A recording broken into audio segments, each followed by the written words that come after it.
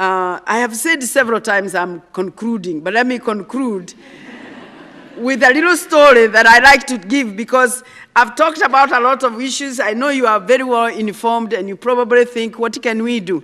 I like to tell a story of a hummingbird. I don't know how many of you have heard me tell about the hummingbird, but I like to tell about the story of a hummingbird because quite often we feel overwhelmed. So this story of a hummingbird, which I learned from Japan, is the story of a forest that caught fire. And it was a huge fire, and it was raging. And all the animals came out of the forest and stood by the edge of the forest, and they were watching the fire. They were very overwhelmed. They were powerless.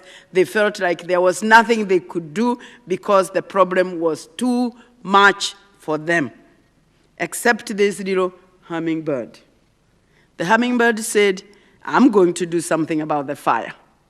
So it flew to the nearest stream, took a drop of water, and flew back and put it on the fire. Then back again, brought another drop of water and put it on the fire. And it kept going as fast as it could, every time bringing a drop of water and putting it on the fire. In the meantime, all these animals are discouraging it and are persuading it not to bother because it is too little.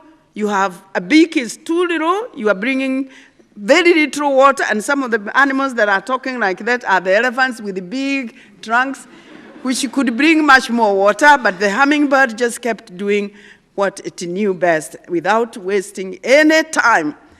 And to stop them when they said, what do you think you are doing? And the hummingbird said, I'm doing the best I can. And for me, and I hope for you, that's all we can do. Whoever we are, wherever we are, there is something in our lives that we can do. No matter how small it is, collectively, it will make a difference. So be a hummingbird in your community, wherever you are. Thank you very much.